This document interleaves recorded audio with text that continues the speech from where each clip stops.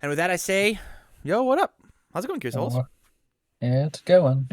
That is good to hear. We're doing another deck doctor today. Today on Kamui Woods. Hit me with the elevator pitch for your super rad Kamui Woods deck. So I'm a defensive player. Mm-hmm. Like in Yu Yu Hakusho in the Forbidden Standard format, I played Kurobara, Yuck. I but mean, I played awesome, like, but cool. but I played like 8 to 12 attacks and just sat there and was like, okay, you're Right, not touching me. right. So I went looking in through my hero, tested a bunch of heroes, and Kamui is the one that I feel has the strongest capability of being defensive and Mm-hmm. offensive at the same time. Totally agree. Totally agree. Yeah. You can certainly punish your opponent and make them stop their turns early. Like their fourth attack does nothing, right? And if they decide to interact with your moves, especially on partial blocks, then your last moves like make up for it. And so, I completely agree. This guy being both offensive and defensive. We are I'll say playing in my 62 testing, I card know. deck. Okay, Oh yeah, I am definitely a U fanatic. I'm not afraid to build those fatty decks. love that, love that. I will never be milled. I will mill somebody, but I will never mill. Yeah.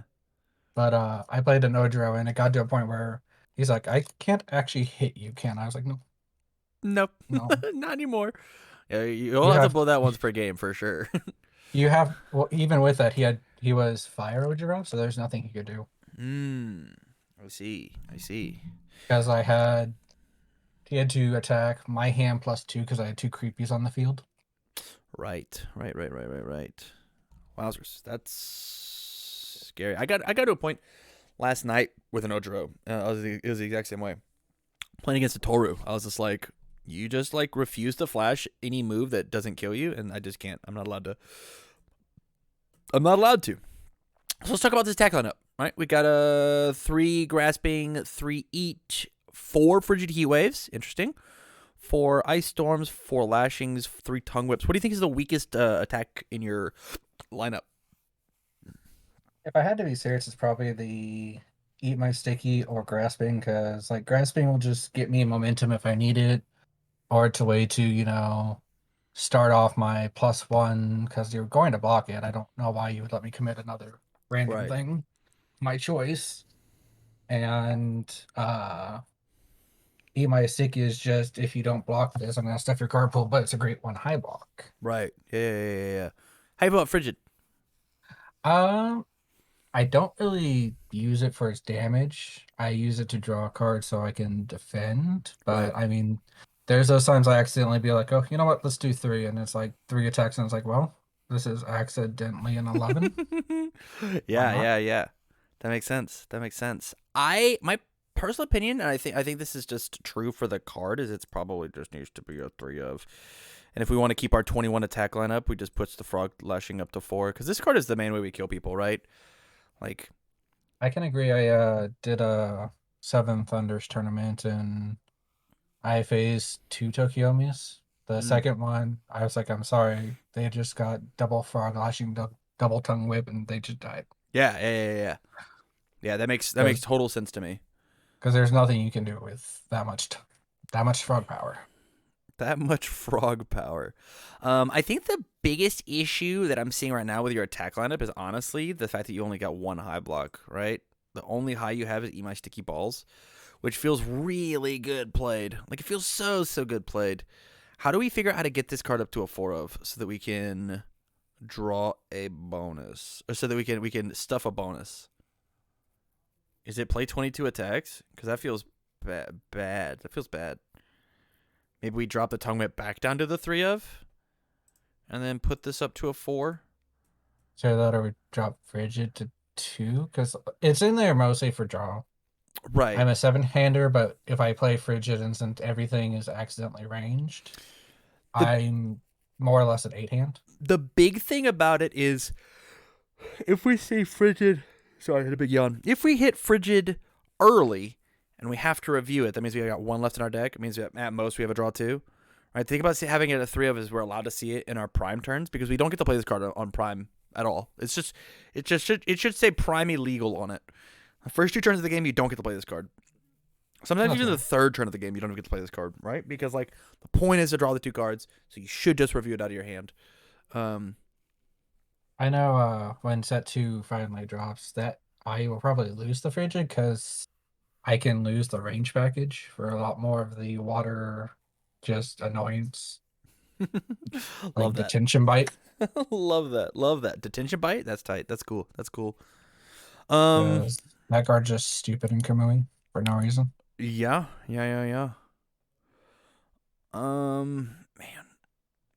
We'll reset. We're at 21 attacks, triple frigid. Yeah, I think I would test triple frigid, triple tongue and see how it feels with the 4th sticky balls. Because the big thing is this is a possible provisional deck, right? Mm-hmm. The air symbol is going to be going rampant. So if you don't have quality high blocks, then you're just going to lose, right? Like what happens when Jiro like decides that she wants to kill you, even through like your sticky balls and sometimes even your creepy realizations.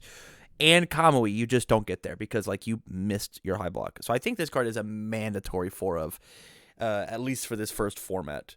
To the point where like if you absolutely are, like demand to have the tongue whip, I would take out a frog lashing instead for it. That's fair. Like triple lashing, triple tongue, or triple lashing, triple whip. Honestly, even like if we wanted to like cut the deck down just ever so slightly and just increase our ratios to check better, we could even just get away with this kind of a lineup, right? Like this card's our go-to mid block, followed by this, right? And this is our go-to high block. This is probably our go-to low block attack wise, right? We're down to block with this move. Yep. Yeah, because this move is way better at killing people. Oh yeah. And it makes itself hard to block because of stuffing. Right. Right. Which like this card is a tactic with this card, right? Like an absolutely beautiful line is grasping into eat into tongue whip. That feels great, right? On a 5, on a 5, on a 6. Beautiful. Mm-hmm. And then we go then on an 8, check our 5, commit 3 foundations, ready 2 face downs, play another tongue whip, commit those face downs again. Feel good about it? Mm-hmm. Yeah, like stunning magical Christmas land line. For sure. But I think this might be where I would end up. And if you feel like you're still if you feel like you're now drawing slightly less attacks than like you need to, maybe put in the extra tongue whip. And if that doesn't work, then you can put in the frog lashing. Okay. Are you planning on sideboarding Froppy at all? I just don't know what to sideboard. Like the problem is like I was looking at characters. I was like I could do Todoroki Mm-hmm. because I run a throw. He could accidentally make it big. I could run the frog because I run range. She can just kick everything out. Right. For a second there, I had a mind blip and thought about Toru, but I don't know how Flash would work with this deck. I mean, you can just like flash this throw and feel great. 3/5 damage or a block. Yeah. Yeah. Yeah, and just like feel good about it, right? You can flash this. It's a 6 high for 6. All right, catch, right? Like I think that those numbers are not bad or not terrible. And that character just like has such a free matchup versus 5-handers. So free. So free as long as you like are decent enough at blocking.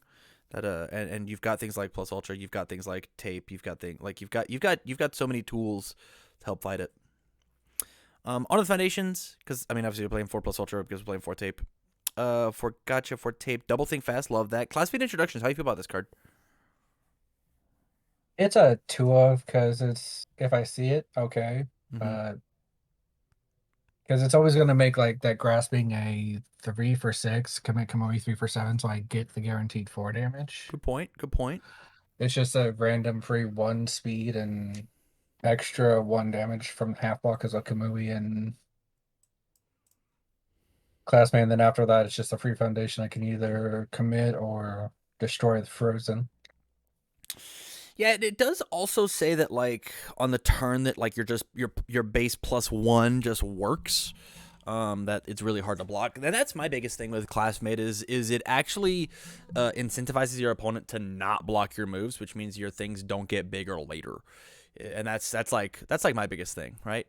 I think that these two cards don't synergize very well with each other. But I can see like the +1 damage feels great. The +1 speed does not, because I'm down for you to block, because I want you to put your cards in your card pool. I'm down for that. So my tongue whips get absolutely massive. My tongue whips are 2x because of all the cards that you've blocked with, plus I've stuffed, plus the creepies, plus the so on and so forth. You know? Yep. Like I'd rather just see these classmates just become one more creepy and one more sticky balls. Straight up. That's fair. Yeah. And since this is my deck now, I'm going to do that. On a 4. On a 4. Love it. We'll reset. I love Think Fast at a 2 of. You could probably get away with one of it mainboarded and one of it sided if you wanted to slim down your deck just a little bit, but I think 61 attack cards or 61 cards in a 20 attack deck is probably fine. Double Desperate Times feels good. I wish I could get this up to a 3 of, but I think things like Frozen and Self Assured are probably just more important. Same as like First Villain Encounter. What's our spam look like? What's our graphs? I should look at this. Difficulty. 1, 2, 3, 4, 5, 6, 7, 8, 9, 10. Only 10 spams? Man, that's a little rough. And then our block zones are 18, 15, 28. Let me do a bit of looking on another screen. We'll come here. Water. Foundation. Go. I think the main problem I ran into is there wasn't enough spam that I felt was purposeful in the deck. Observant student. Observant student. So this card's Deadlock is not very good, but it's just like it's a 1/5/1 low block, which is like really good versus Indiscriminate Shock. And that card is pretty good. That card's a pretty good one.